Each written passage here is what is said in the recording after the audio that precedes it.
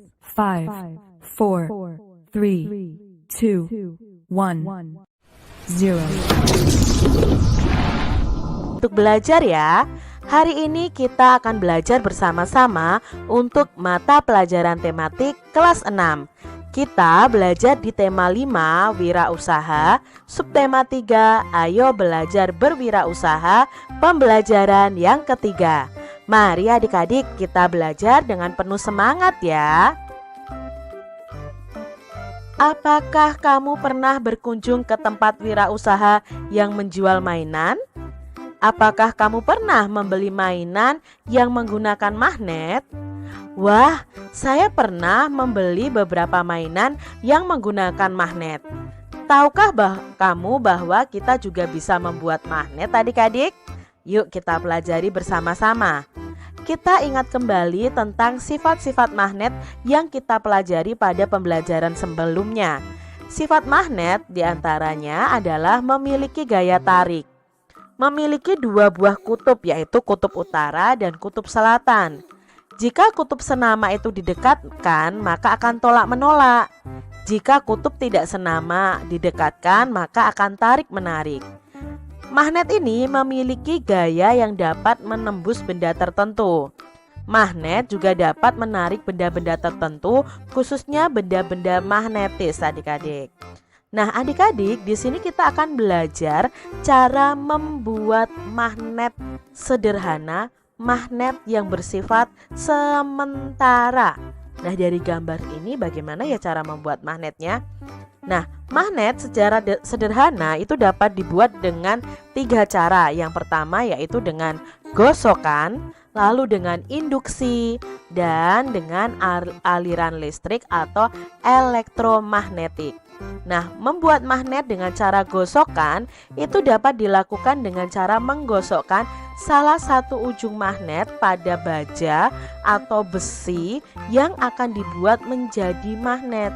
Cara menggosokkan bahan dengan magnet harus dengan arah yang tetap dan selalu searah. Makin lama menggosoknya, maka sifat kemagnetannya pada magnet buatan tersebut akan semakin kuat. Benda-benda kecil misalnya jarum atau paku apabila didekatkan pada sebatang besi atau sebatang baja tidak akan tertarik oleh besi atau baja tersebut. Hal ini menunjukkan bahwa besi itu bukanlah magnet. Akan tetapi besi atau baja ini bisa dibuat magnet dengan cara menggosokkan salah satu ujung magnet secara tetap di sepanjang batang besi atau baja ke satu arah secara berulang-ulang ya. Ini dengan cara menggosok. Berikut ini percobaan membuat magnet dengan cara menggosok. Nah, adik-adik, kalian perlu siapkan nih alatnya, yaitu bisa magnet, lalu paku ukuran besar atau juga bisa baja atau bisa besi ya adik-adik ya. Lalu paku ukuran kecil yang sangat kecil. Nah, langkah-langkah percobaannya bagaimana? Gosokkan paku besar atau baja atau besi juga bisa satu arah pada magnet sebanyak 5 kali. Nah, ini ya, misalnya ini besi di sini atau kalian bisa pakai paku besar, itu kalian gosok dengan magnetnya dengan searah ya adik-adik ya. Itu sebanyak 5 kali. Lalu dekatkan paku besar ini yang sudah digosok dengan magnet tadi ke paku-paku kecil. Lalu catatlah pada tabel jumlah paku kecil yang bisa menempel di paku besar yang sudah digosok magnet tadi. Lalu setelah itu ulangi dengan cara menggosokkan paku besar itu 15 kali dengan magnet. Lalu dekatkan pada paku-paku kecil. Ada berapa paku kecil yang menempel. Nah, setelah itu gosokkan lagi paku besar tadi dengan magnet itu sebanyak 30 kali. Maka ada berapa paku kecil yang akan menempel di paku besar itu. Nah, kalian bisa melakukannya ini dengan membuat tabel seperti ini adik-adik. Jumlah gosokannya berapa? Tadi misalnya 5 kali, 15 kali, dan 30 kali. Lalu jumlah paku kecil yang menempel di paku besar yang digosok magnet tadi ada berapa? Kalian bisa tuliskan. Karena di sini kita bisa simpulkan, semakin banyak gosokan itu maka paku-paku kecilnya itu akan semakin banyak yang menempel Dari pengamatan yang telah dilakukan, dapat disimpulkan bahwa semakin banyak gosokan yang diberikan magnet ke paku besar, maka sifat kemagnetannya akan semakin kuat, sehingga semakin banyak paku kecil yang dapat menempel ke paku besar adik-adik. Jadi kalau yang 5 kali gosokan misalnya yang menempel hanya 1 atau 2, berbeda dengan 30 kali gosokan. Nempelnya pasti lebih banyak, dan magnet ini hanya bersifat sementara adik-adik, karena ya itu perlu digosok lagi dengan magnet. Kalau sudah hilang kemagnetannya ya perlu digosok lagi dengan magnet. Jadi teknik membuat magnet dengan gosokan ini hanya bersifat sementara. Lalu membuat magnet dengan cara induksi. Nah, yang diperlukan adalah magnet, penggaris, paku besar atau baja atau besi, dan paku kecil. Nah, dekatkan magnet ke paku besar. Ini magnetnya. Nah, di sini paku besarnya adik-adik. Ini paku besar boleh, baja boleh, besi boleh. Lalu di bawahnya ada paku kecil atau jarum juga boleh. Nah, jarak antara magnet dengan paku besar atau baja atau besi itu 6 cm dulu. Nah, lalu dekatkan paku kecil ke paku besar. Kalian tulis ada berapa jumlah paku kecil yang menempel. Lalu setelah itu lakukan dengan hal yang sama, itu dengan jarak 4 cm. Jadi magnet dengan besinya atau dengan paku besarnya itu jaraknya 4 cm, lalu 2 cm, lalu 1 cm. Apa yang terjadi dengan paku-paku kecil di bawahnya? Berapa banyak paku kecil yang menempel? Nah, adik-adik, di sini dengan induksi ini kalian buat tabel seperti ini. Jarak paku besar dengan magnet. Ya, jaraknya paku besar tadi dengan magnet ada yang 6, 4, 2, 1 dan jumlah paku yang menempel. Di sini kalian akan mengetahui adik-adik, semakin dekat magnet dengan paku besar itu akan semakin banyak yang menempel. Dari pengamatan yang dilakukan dapat disimpulkan bahwa semakin dekat jarak antara paku besar dengan magnet, maka sifat magnetnya yang dimiliki oleh paku besar akan semakin kuat, sehingga paku kecil yang menempel akan semakin banyak. Nah, nanti kalau magnetnya dipindahkan Kak Citra, nah paku besarnya tidak akan mengandung magnet lagi adik-adik, jadi tidak bisa menarik paku kecil. Cara membuat magnet yang ketiga adalah dengan mengalirkan arus listrik atau elektromagnetis. Nah, itu alat yang dibutuhkan adalah baterai, kawat, paku besar, dan paku kecil. Nah, langkah-langkah percobaannya, lilitkan kawat pada paku besar sebanyak 5 kali ya, sebanyak 5 kali dulu dililitkan. Lalu tempelkan salah satu ujung kawat ke kutub positif dan ujung kawat lainnya ke kutub negatif pada baterai. Ini adalah contohnya ya adik-adik. Lalu dekatkan ini ke paku besar atau ke paku kecil. Ada berapa yang menempel? Kalau di sini ada klip ya, klip kertas gitu adik-adik. Ini ada 2 yang menempel. Nah, setelah itu kalian bisa catatkan hasilnya. Lalu kalian ubah lagi lilitannya yang tadi hanya melilit 5 kali menjadi 10 kali dan menjadi 20 kali. Nah, apa yang akan terjadi nantinya? Kalian tuliskan di tabel seperti ini. Misalnya jarak lilitan 5 kali lilitan. Jumlah paku yang menempel berapa? Misalnya 2. 10 lilitan berapa? 20 lilitan berapa? Nah, itu bisa kita simpulkan seperti ini adik-adik. Dari pengamatan yang telah dilakukan dapat disimpulkan bahwa semakin banyak lilitan, maka sifat magnet pada paku akan semakin kuat. Oh, jadi kalau semakin banyak lilitannya akan semakin kuat sifat magnetnya, sehingga semakin banyak paku kecil yang akan menempel. Jadi yang kuat itu yang lilitannya paling banyak. Itu tadi ya percobaan cara membuat magnet dengan 3 cara ya, menggosok, induksi, dan membuat dengan aliran listrik atau elektromagnetik. Kamu bahwa toko mainan yang ada di sekitar rumahmu itu banyak pelanggannya. Toko tersebut sering mengirim pesanan ke berbagai wilayah dengan menggunakan jasa kurir. Sebelum mengirim barang, toko biasanya harus mengisi formulir adik-adik. Nah, formulir pengiriman barang kita sudah pelajari pada pembelajaran sebelumnya. Ayo kita praktekkan cara mengisi formulir pengiriman barang yang telah kita pelajari sebelumnya. Nah, ini adik-adik harus ingat. Apakah adik-adik masih ingat informasi apa yang harus dicantumkan dalam mengisi formulir pengiriman barang? Nah, kita akan baca petunjuk pengisian formulir pengiriman barang. Nah, biasanya formulir itu ada petunjuknya adik-adik. Nah, di sini ada formulir pengiriman barang dalam negeri. Itu diperlukan data penerima. Nah, data penerima petunjuknya apa? Isilah data penerima dengan huruf besar. Isilah nama awal penerima dengan jelas dan benar. Isilah nama akhirnya juga. Isilah alamat lengkap penerima ya. Misalnya nama jalan, nomor rumah, RT, RW, kelurahan dan kecamatan. Isi juga kota atau kabupaten di mana penerima berdomisili.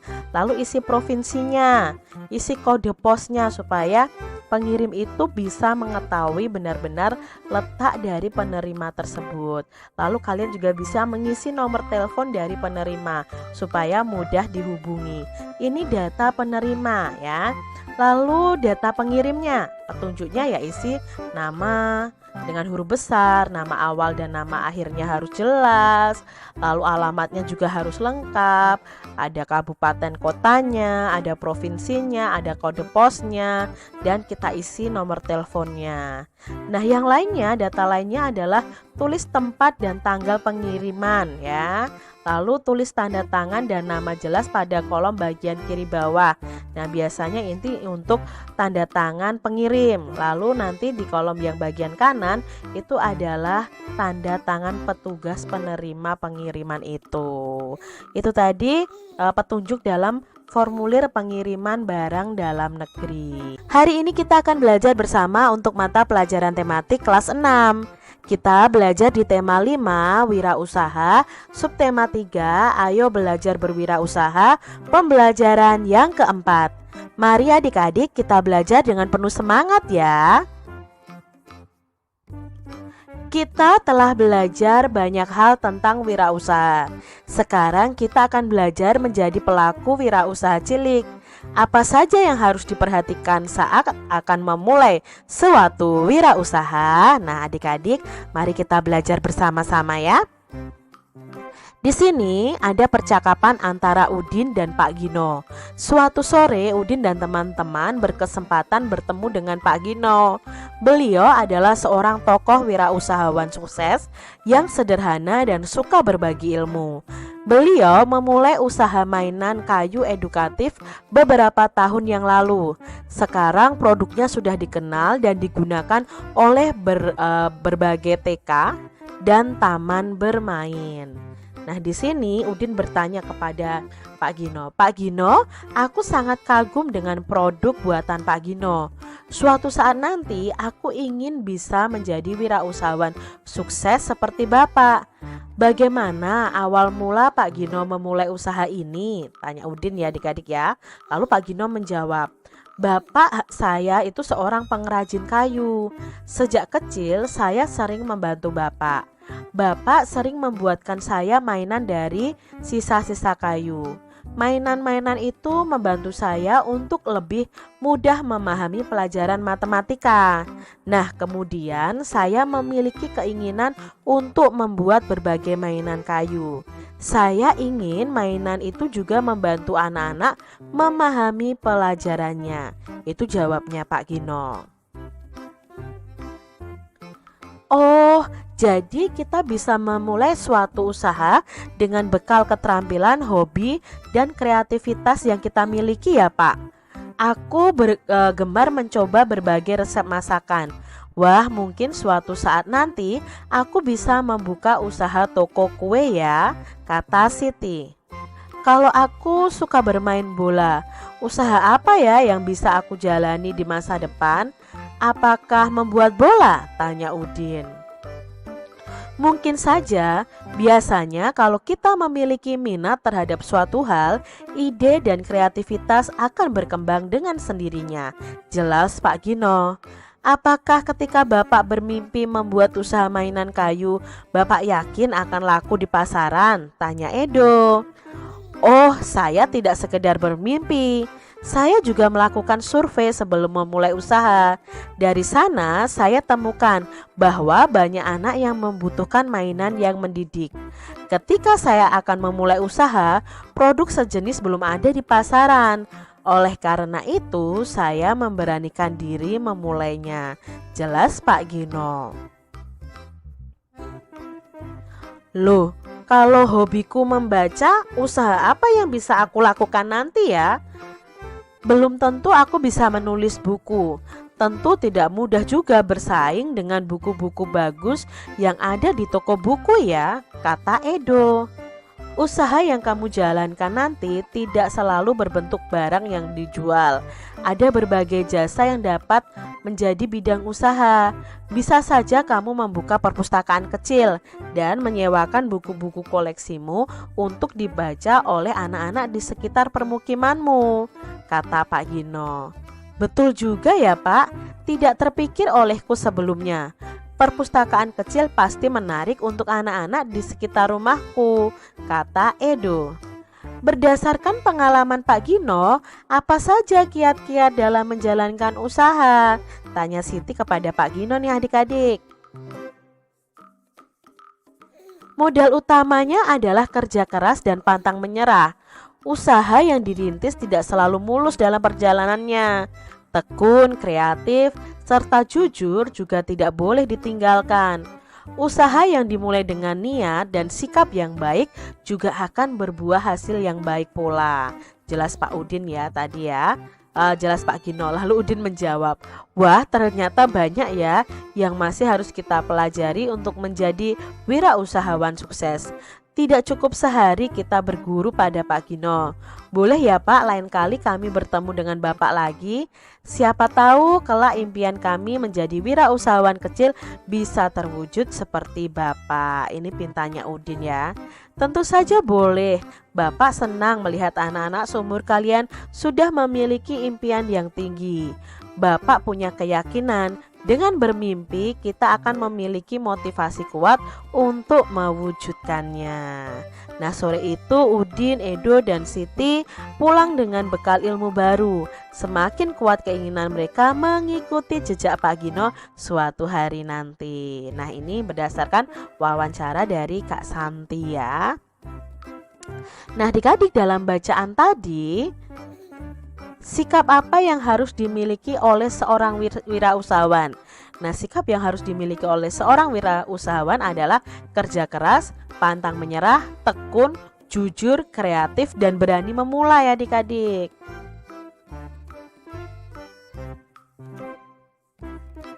Faktor-faktor apa saja yang harus diperhatikan saat akan melakukan suatu usaha? Nah, saat melakukan suatu usaha, faktor yang harus diperhatikan adalah minat, keterampilan, tingkat persaingan usaha, dan mental yang kuat. Itu faktor yang harus diperhatikan saat melakukan suatu usaha adik-adik. Jadi harus punya mental, harus tahu di pasaran itu yang diperlukan apa ya. Lalu apa yang harus dilakukan supaya usaha kita itu dikenal oleh masyarakat? Nah, yang bisa kalian lakukan adalah mempromosikan produk melalui iklan, menawarkan produk secara langsung kepada konsumen, atau membuka tempat usaha di pusat keramaian. Apa manfaat wirausaha yang dijalankan oleh Pak Gino bagi masyarakat? Tentunya bermanfaat adik-adik ya bagi masyarakat. Produk dari usaha Pak Gino dapat membantu anak-anak dalam memahami pelajaran. Karena Pak Gino tadi membuat suatu kerajinan ya untuk bahan belajar anak-anak TK dan taman bermain seperti itu. Jadi sangat berguna adik-adik. Jika kamu adalah Pak Gino, bagaimana kamu melaksanakan tanggung jawabmu sebagai wirausahawan? Nah tentunya Jika saya adalah Pak Gino, saya akan melaksanakan tanggung jawab saya dengan selalu menjaga kualitas pelayanan dan produk yang dihasilkan. Jika di sekitar tempat usahamu ada pengusaha lain yang membuka usaha yang serupa, bagaimana ya sikapmu? Nah, bagaimana nih sikapmu adik-adik? Ya, jika di sekitar tempat usaha saya ada pengusaha lain yang sejenis, maka ya saya harus berani bersaing dengan sehat ya adik-adik ya, yaitu dengan meningkatkan kualitas produk kita dan selalu melakukan inovasi untuk mempertahankan pelanggan kita. Nah, sekarang adik-adik bisa membangun sebuah usaha impian. Kalian punya impian apa? Pengen berwirausaha apa? Kalian bisa pikirkan dari sekarang. Kalian tentukan, tujuannya apa, lalu target pemasarannya siapa, apakah anak-anak, apakah remaja atau orang dewasa, lalu cara mengiklankannya bagaimana, cara usahanya bagaimana. Ini kalian coba membangun sebuah usaha impian dulu ya, belum usaha yang sebenarnya. Demikian tadi adik-adik pembahasan kita di tema 5 subtema 3 pembelajaran yang keempat. Semoga video pembelajaran ini bermanfaat untuk adik-adik semuanya.